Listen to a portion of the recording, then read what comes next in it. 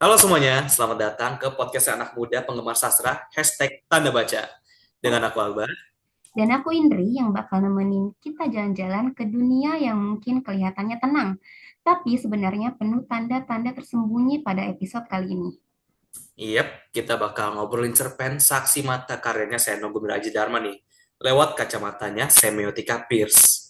Jadi buat kamu yang lagi dengerin sambil rebahan, sambil ngerjain tugas, atau mungkin lagi di perjalanan, siap-siap ya, kita bakal ngebawa suasana ceria, tapi tetap fokus buat ngebedah makna-makna yang dalam dan kadang bikin mikir, oh ternyata gitu maksudnya. Iya benar, karena ya percaya nggak percaya ya semuanya. Dalam satu cerpen aja, ada begitu banyak petunjuk, simbol, dan juga tanda yang bisa kita bongkar. Dan tenang, kita bahasnya bakal santai kok. Nggak pakai istilah mumet yang bikin kamu langsung nyari tombol stop. Jadi, ayo kita mulai obrolan hari ini. Kita masuk ke dalam dunia tanda-tanda yang seru, nyentil, dan kadang bikin merinding. Tapi, sekali lagi, kita tetap buat asik untuk dijadiin bahan ngobrol. Oke, sebelum kita masuk lebih jauh ke cerpennya, aku mau ajak kalian kenalan dulu sama sosok di balik karya ini. Soalnya kata pepatah, tak kenal maka tak sayang, dan kalau udah sayang biasanya jadi penasaran. Kalau udah penasaran, ya semoga yang dibaca karyanya ya, bukan zodiaknya.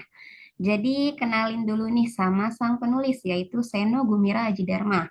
Beliau ini adalah seorang jurnalis sekaligus sastrawan yang karya-karyanya sering banget menyorot isu sosial dan politik. Karyanya tuh bukan sekedar cerita, tapi punya nyawa, punya sikap. Yang menarik, Seno itu udah aktif berkarya sejak usia dia 17 tahun. Kita di umur segitu mungkin masih bimbang ya antara mau beli bakso atau ayam geprek. Sedangkan beliau sudah gabung ke dunia seni lewat teater alam di bawah pimpinan Azwar pada tahun 1975. Keren banget kan? Iya, mantap sih. Berarti nih, Hendrik, kalau dimulai dari teater, berarti si Seno ini nggak ujuk-ujuk nyemplung ke sastra ya? Betul banget. Setelah teater, barulah Seno masuk ke ranah sastra.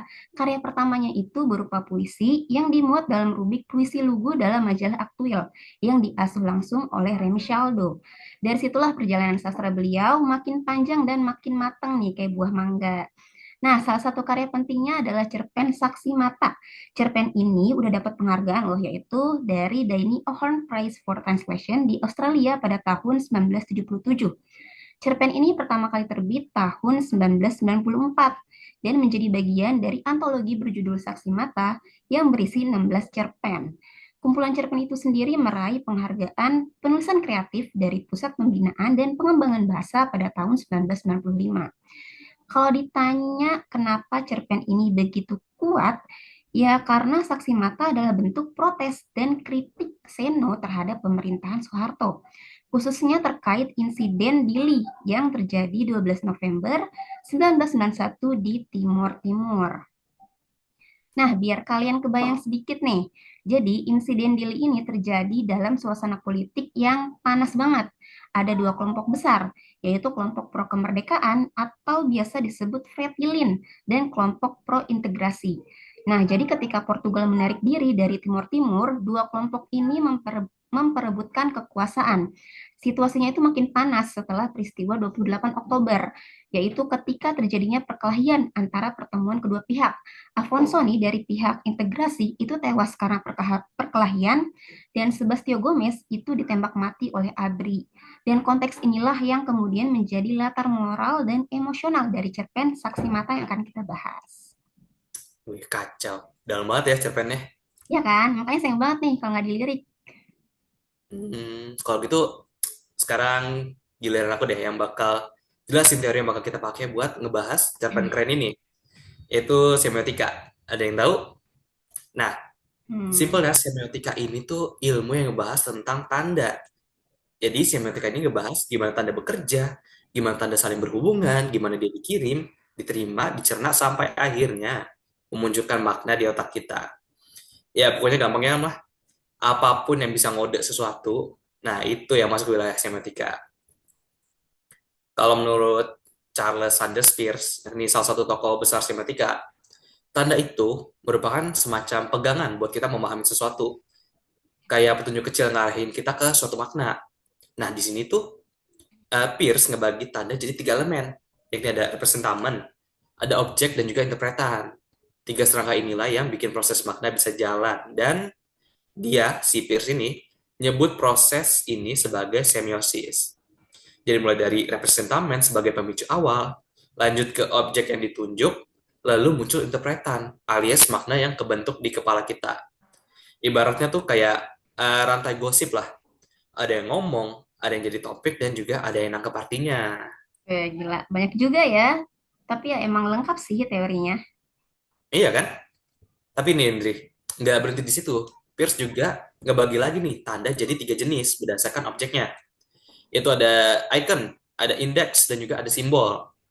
Di sini icon merupakan tanda yang mirip sama objek aslinya. Jadi kayak foto KTP kita nih, ya walaupun kadang nggak mirip sih, no offense. Lalu ada index, tanda yang ada hubungan sebab akibatnya. Contoh, yakni ada asap. Asap itu kan jadi tanda adanya api. Kemudian ada simbol. Simbol ini adalah tanda yang maknanya berdasarkan kesepakatan. Jadi kayak huruf, angka, emoji, dan ya semua hal yang maknanya udah disetujui bareng-bareng gitu. Oke, wah keren banget sih. Nah, sekarang kita udah kenalan nih sama teori semiotika pers yang kalau dipikir-pikir lumayan mirip kayak proses stalking akun gebetan ya. Ada tanda, ada objeknya, ada interpretasinya, dan ya kadang nggak jarang maknanya ngaco. Tapi tenang, di sini kita bakal pakai secara ilmiah. Oke, kita langsung mulai aja nih. Ketika kita mulai baca cerpen saksi mata, kita akan disuguhi adegan awal, yaitu ketika orang buta yang kondisinya seperti zombie dengan darah yang mengucur dari lubang matanya, itu masuk ke ruang pengadilan sebagai saksi mata. Serem banget kan? Nah, pada kenyataannya, saksi mata, kalau dia lagi sakit parah, dia boleh loh gak datang ke pengadilan. Si saksi mata di cerpen ini justru maksain diri untuk hadir ke pengadilan. Tindakannya ini bikin kita keinget sama masyarakat kecil di Indonesia yang harus dan terus memperjuangkan keadilannya di tengah gejolak negara ya yang kita tahu lah ya sekarang lagi seperti apa. Nah, kita lanjut lagi nih. Adegan berikutnya itu ketika hakim bilang bego karena jawaban si saksi mata yang muter-muter nih kayak komedi putar. Nah, kalau kita tahu bego itu kan salah satu kosakata dalam bahasa slang ya atau bahasa gaul. Sedangkan yang kita pahami gitu ya, kalau pertemuan formal seperti dalam persidangan, nggak seharusnya kita menggunakan bahasa yang gaul. Terlebih ini seorang hakim loh. Jadi ketika seorang hakim yang berani ngomong bego di pengadilan, secara nggak langsung ngebuktiin kalau dia itu nggak punya emosi yang stabil. Nah, selanjutnya kita akan tahu nih pengakuan si saksi mata. Kalau ternyata kelompok berseragam dengan pakaian ninja itu jadi pelaku atas matanya yang hilang nih atau buta. Nah, jika dilihat, kelompok berseragam di Indonesia umumnya mengacu pada polisi atau tentara. Kita tuh nggak ada tuh ninja-ninjaan. Nah, kalau kita lihat juga, ninja itu punya karakteristik yang misterius dan tidak tersentuh. Hal ini tuh ngegambarin banget, ternyata ada beberapa kelompok di balik layar, ya mungkin di Indonesia gitu ya, yang tidak bisa, yang bisa memanfaatkan celah hukum atau bahkan mungkin anti hukum nih. Oke, sekarang giliran aku ya buat membedah makna dari tanda di paruh kedua cerpen sosial matanya nih. Yang pertama nih ya, kalau yang dari aku lihat, ada hakim yang nggak ngerti dan ketiduran di mobil. Parah nih emang. Nah, kalau kita lihat cerita nih, hakimnya itu kan ya sering banget bingung ya, nyebut kesaksian saksi mata sebagai absurd, dan bahkan yang kacaunya nih, sempat ketiduran di perjalanan. Ini bukan cuma detail lucu atau ganjil ya, tapi bisa kita lihat sebagai gambaran pejabat negara yang apatis dan nggak sensitif terhadap penderitaan orang lain. Bahkan, ketika di bagian akhir cerpen dia ngomong, bayangkanlah betapa seseorang harus kehilangan kedua matanya demi keadilan, bla bla bla bla bla. Kalau kita lihat pakai mata telanjang aja ya, itu tuh memang terdengar seperti simpati. Tapi nih, setelah ngomong gitu, si Hakim malah langsung ketiduran. Jadi kayak, ya udah ngomong doang gitu, tanpa niat buat benar-benar memahami tragedi yang terjadi. Jadi dia cuma ngejalanin prosedural aja dalam pekerjaannya sebagai hakim. Nah, yang kedua, masih berhubungan sama hakim nih. Jadi, tentang palu si hakim yang patah. Palu sidang yang dipakai berkali-kali sampai akhirnya patah ini punya makna yang kuat banget nih teman-teman. Jadi benda kecil itu jadi tanda lemahnya institusi hukum, yakni di mana lembaga hukum sudah jadi tumpul, nggak berdaya, bahkan kehilangan otoritas moralnya. Jadi bukan cuma palunya yang patah ya, tapi juga gambaran bahwa lembaga hukum udah nggak punya kekuatan buat menegakkan kebenaran lagi. Dan yang ketiga adalah aksi pengambilan mata di dalam mimpi. Saksi mata bilang kalau matanya diambil dalam mimpi, tapi pas bangun, ya matanya beneran hilang gitu loh. Aneh kan? Nah, ini tuh bisa diartikan sebagai pengaburan realitas oleh kekuasaan berupa kekerasan negara yang dilakukan secara sembunyi-sembunyi, diam-diam, dan nggak tercatat. Kalau di dalam cerpen ini ya, digambarkan lewat aksi para ninja nih, yang mencongkel mata si saksi mata menggunakan sendok. Atau nih, kalau dalam pemahaman lain, kita bisa juga membacanya sebagai ketakutan saksi mata yang udah begitu dalam. Sampai-sampai ia sendiri bingung nih, antara mimpi atau kenyataan. Nah, bisa juga kita artikan kalau rasa takut dari si saksi mata itu, ia bakal apa ya, berpikir mungkin kekerasan itu bakal terjadi lagi atau malah bakal menyasar orang lain kalau dia bersuara. Yang keempat nih, ada wartawan yang cuma bisa nulis berita kecil di ruang sidang di mana latar cerpen ini terjadi. Wartawan sebenarnya pengen banget nulis kesaksian saksi mata secara jujur, tapi ya pada akhirnya mereka cuma bisa nulis berita kecil gitu loh. Bahkan malah Salfok mengangkat tentang si Palu Hakim yang patah sebagai headline.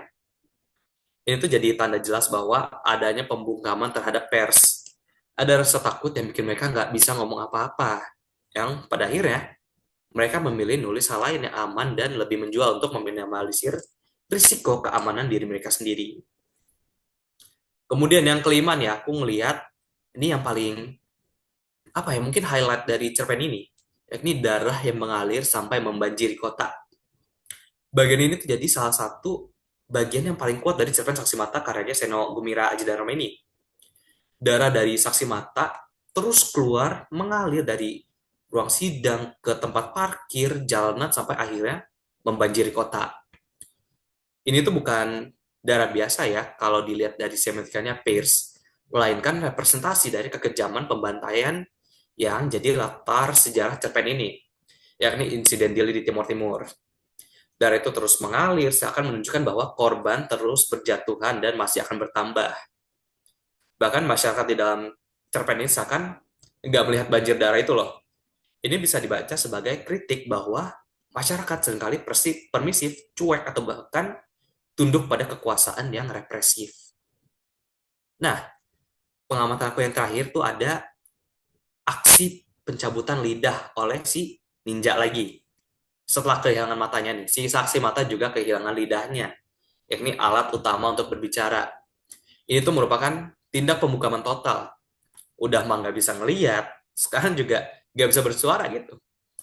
Ini sekaligus menjadi kritik keras terhadap negara yang bukan cuma menghalangi rakyat untuk menyaksikan kebenaran, tapi juga mencegah mereka mengungkapkannya gitu loh. Oke, wah ini kalau abis denger-dengar kompleks banget ternyata ya cerpennya ya. Nah, teman-teman, Iya dari betul, Bri. mm-mm. Nah, dari diskusi panjang kita hari ini ada satu hal nih yang bisa kita tarik bareng-bareng. Semiotika itu ternyata bukan cuma buat baca tanda emoji dari gebetan, tapi juga buat ngeliat tanda-tanda dalam relasi kekuasaan dan kekerasan. Dan itu kelihatan banget lewat cerpen Saksi Mata karya Seno Gumira Aji Dharma ini yang barusan tadi kita bahas. Nah, mulai dari lubang mata, si saksi mata yang tadi terus berdarah ya, kayak zombie, terus sikap hakim yang emosinya nggak stabil, sampai ketidakpekaan hakim terhadap tragedi yang sebenarnya ada di depan mata. Belum lagi soal kehilangan lidah yang dialami saksi mata sebagai gambaran pembungkaman dalam arti yang paling nyata di dunia ini ya. Semua itu bikin kita sadar bahwa cerita itu bukan cuman imajinasi pengarang, tapi juga refleksi kenyataan sosial dan politik yang pastinya pernah terjadi ya. Dan jujur, dari pembacaan ini aku ngerasa diajak buat lebih peka sih. Cerita sastra itu bukan cuma hiburan, kadang dia tuh kayak alarm buat ngingetin kita terhadap hal-hal yang mungkin sengaja disembunyikan, atau yang pelan-pelan ingin dilupakan, atau mungkin dihilangkan. Nah, kalau sama doi, kita biasanya disuruh lihat dia apa adanya, ya gak? Ya, betul, betul. Nah, tapi kalau ngomongin kondisi Indonesia, duh jangan deh, kita harus lihat ada apanya. Karena kadang yang kelihatan manis di depan, pahitnya baru nyusul belakangan. Beuh, dalam banget quotes Sendri. Gak kuat. Oke deh, itu merupakan penutup episode kita kali ini nih, teman-teman. Semoga ya obrolan soal semiotika dan juga saksi mata ini bisa bikin kita makin kritis, makin peka, dan makin suka ngulik karya sastra ya. Oke, kalau gitu, sampai ketemu di episode selanjutnya. Dadah! Ya.